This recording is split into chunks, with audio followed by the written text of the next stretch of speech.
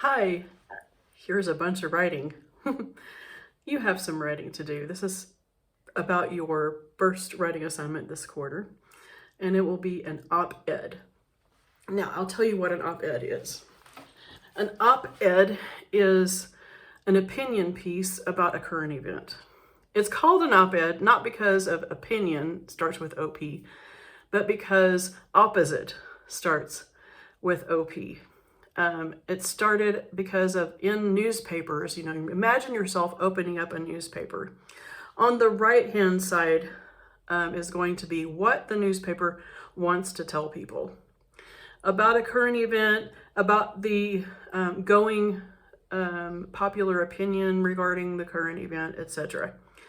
On the other side, the opposite side of the newspaper, there is a place, or at least there used to be. I haven't seen an actual newspaper from the United States in a long time.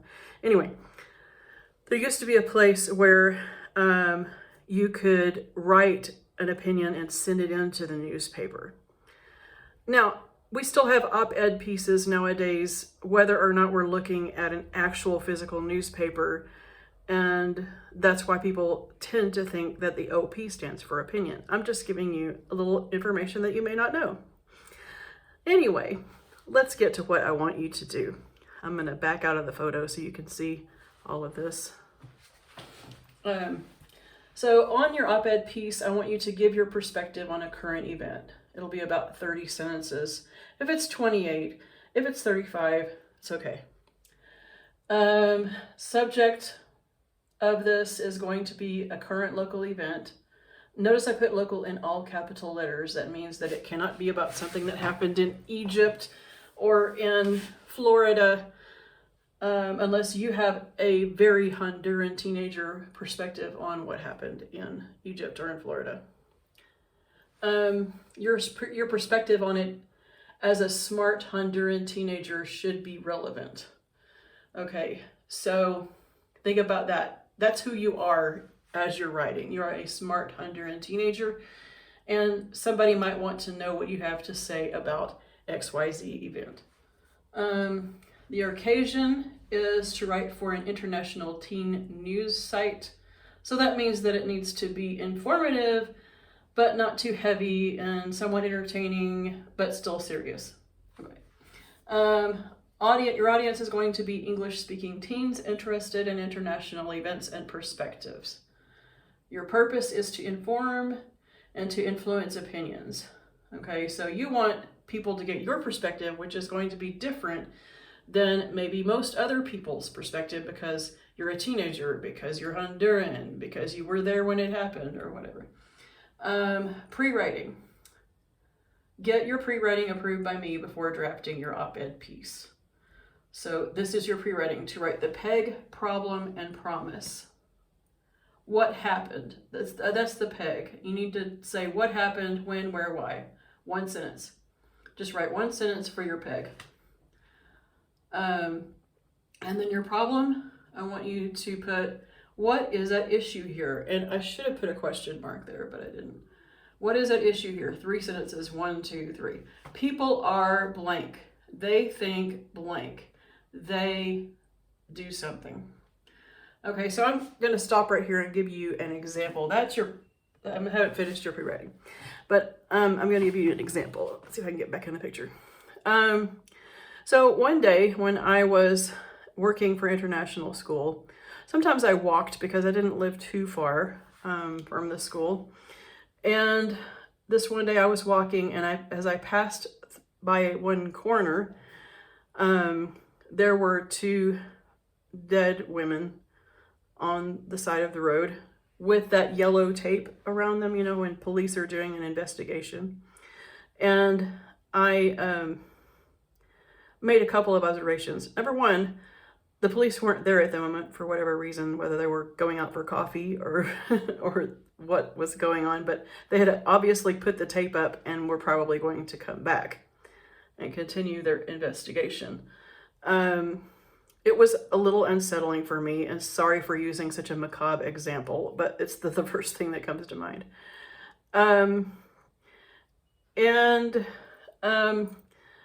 the other thing that was obvious to me was that those women were obviously killed, but they were not killed there because there was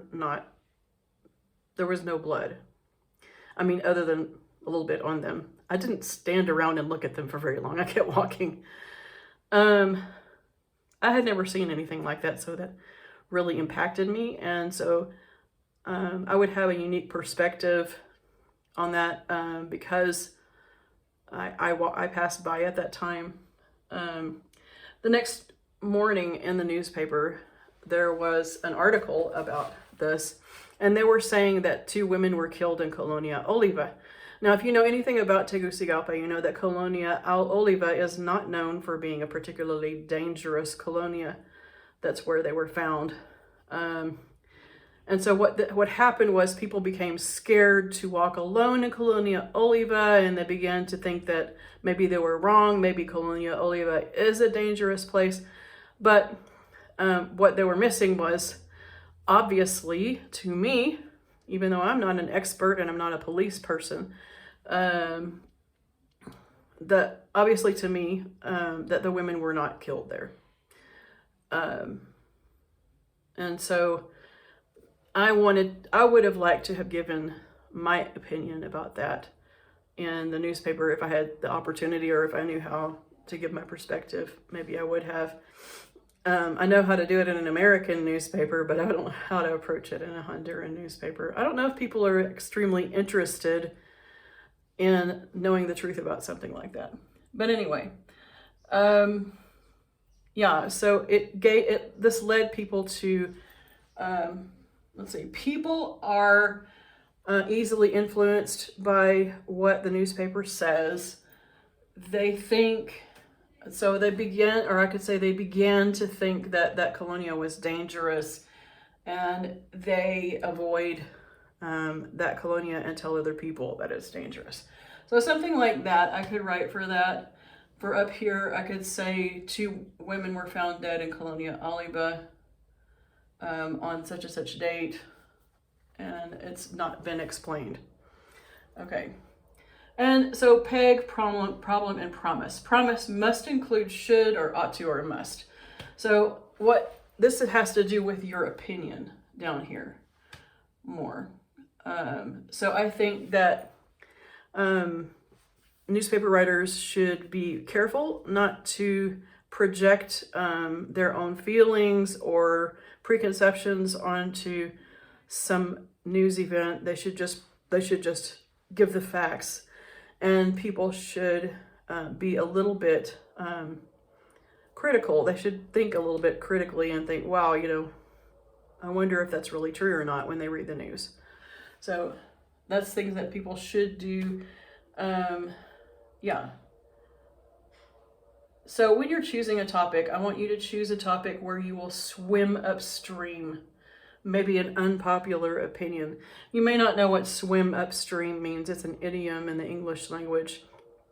There is a kind of fish that is popular or well known in the United States. And this fish, like most other fish, normally swims along with the current downstream, which is usually south, right, in our hemisphere. So the point is that it goes with the flow. And most of the time we go with the flow, but sometimes we have an opinion that doesn't go with the flow.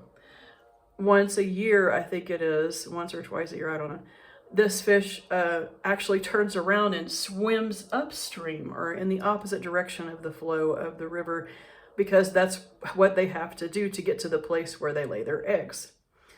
And that's what we need to do when we are going to be giving our opinion. Sometimes we should find a place where we swim upstream, where we have an unpopular or uncurrently considered, that's not really correct, unconsidered currently, that kind of opinion. So try to choose something, because that makes it more interesting. If you're going to give me the opinion that everybody else has, then why am I putting it in the newspaper? See what I mean? So I want you to give an opinion that's interesting or different. So think about that. That's your pre-writing. When you are drafting, first of all, I want you to make sure you get your pre-writing approved by me. I want to approve your topic, and see where you're going with it, and then go do your drafting.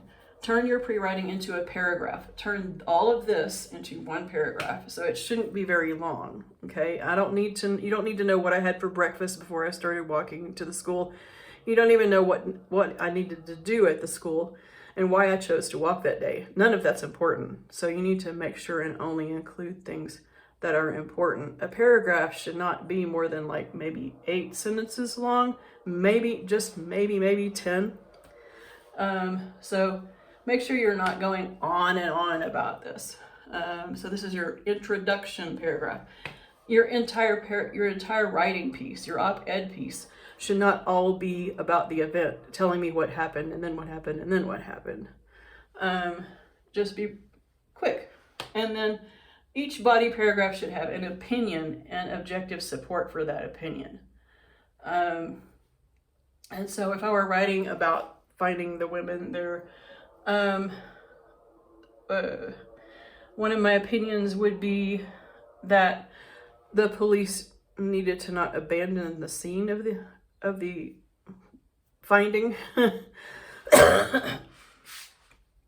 They needed to make sure and keep people away from it. Somebody could have just come along and done something else with the bodies while the police were gone, because it's just weird that they weren't there. Another one of my, so thinking about that, another one of my opinions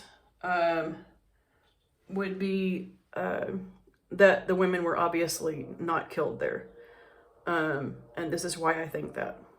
And so you see what I mean? So you should have 3 opinions about this event and support them logically with statistics, with testimony of an expert or eyewitnesses or something that you learned or something that you read.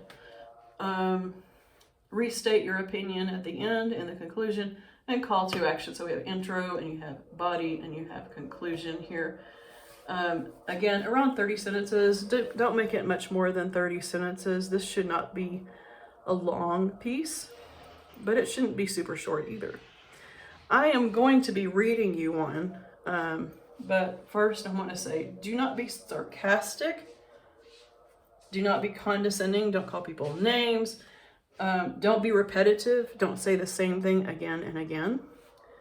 Don't go on rabbit trails. What that means is you have a focus. You have something you should be talking about, and don't put things there that don't belong with your subject, occasion, audience, and purpose.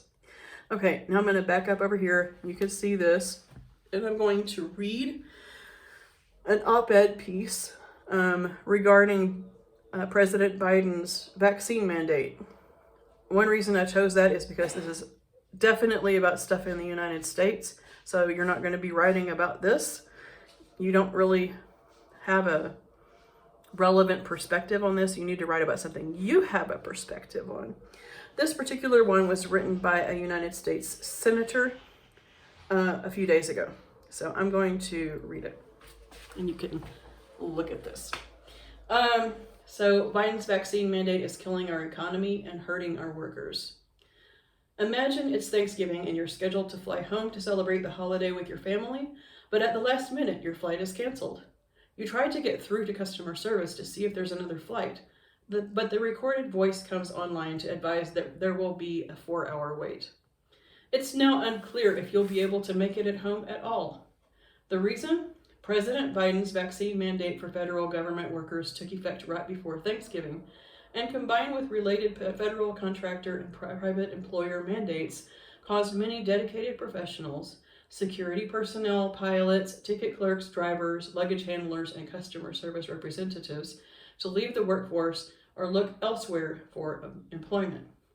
With so many employees, it's difficult to think that a vaccine mandate could sideline an entire airline, but it's already happened. Thousands of Americans experienced this firsthand a few weeks ago when Southwest Airlines, one of the nation's largest carriers, canceled thousands of flights in the midst of employee backlash over its vaccine mandate. That travel nightmare was just a preview of what's to come this holiday season if President Biden doesn't change course. And it won't just impact travel. This politics over governing approach will wreak havoc throughout the economy. Consider a senior citizen who needs assistance with her Social Security check but cannot get it because there are no call center employees available. A single mom who cannot make it to her second job because the bus route she normally takes has been curtailed by a lack of drivers. A grocery store shelf that is bare because there were no forklift drivers available to unload the cargo ship in port. These examples are just the tip of the iceberg. It's as if the Biden administration is trying to put a lump of coal in Americans' stockings this Christmas. Never mind, they are killing the coal industry too. Having spent my entire... Okay, that was sarcastic, don't do that. Having spent my career in business, I can tell you the last thing our economy needs right now is burdensome government mandates that discourage hiring and work. The Biden mandates will not only severely disrupt American life, but will push jobs back overseas and encourage government dependency. The only possible reason for this course of action is politics, creating a distraction from the crises engulfing the administration, from Afghanistan to the border to increasing inflation. The diversion worked in the short term, taking media attention away from the Afghanistan debacle, but has quickly turned into yet another self-imposed crisis with deep operational effects. So don't let the Biden administration tell you this is about whether you support the vaccine. I am pro-vaccine, but I am anti-government mandates on workers because I support the rights of American workers. I visited with my doctor and made the personal choice to get the vaccine, a product of President Trump's miraculous Operation Warp Speed, and I have continually encouraged others to do the same, but this should be a personal decision in consultation with your doctor, not a top-down order from the federal government that inflames conflict and disrupts the American society. In this country, we believe in personal choice and individual liberty. The American people know better than big government how to make personal decisions like this. They don't need the government to threaten their jobs. Many of the affected workers were deemed essential when there was no vaccine. They were kept on the job, exposed so the economy and fundamental employer-employee relationship would remain intact. Those same workers who were exposed and may have contracted the disease are now to be separated from their employers without regard to their prior sacrifice or the deep operational dislocations that will inevitably occur when these employees are forced by the Biden administration to depart. We should not damage our own economy by forcing citizens to choose between their jobs and their personal freedom. Rather than imposing big government socialism legislation that will sideline more American workers, I want to see America return to the blue-collar boom we saw before the pandemic. We already have that blueprint to follow. It's tax cuts for all Americans, it's deregulation, it's energy independence, and it's reciprocal trade. That creates an America with a low unemployment and rising wages across all demographics where workers get their shot at the American dream. It's what I'm going to continue to fight for in Congress every day. Okay, and that's by Senator Bill Hagerty. Okay, so hopefully you're still here. So you can see that, although that one's a little bit longer than what I'm asking you to write, that not only did he not repeat himself, not only did he, he was a little bit sarcastic in there, but he didn't go on any rabbit trails. He was very clear about what he was writing about and he stayed on topic. And I'm going to try to put a link to this on Classroom along with this video and hopefully with your rough draft so you can look at it. I think that's it. So remember, pre-writing, peg problem promise, drafting, 5 paragraphs. It's always best to skip spaces when you're doing your drafting so that you can go back and make revisions clearly, or maybe I can make some revisions to help you. When I'm doing revisions on your papers, I don't know if you know this, but I don't have a large phone. I just have a normal sized cell phone, and I'm doing it with my finger like this. That's how I make those revisions on your assignment. So if there's not much space, then it makes it hard for me. Also, make sure that your writing is very clear and dark enough. Do not write with a very light pencil because I will probably say I can't read this, send it again. Okay, so try to give me a good shot of your pre-writing and your rough draft. Anyway, I think that's all I have to say, so happy writing!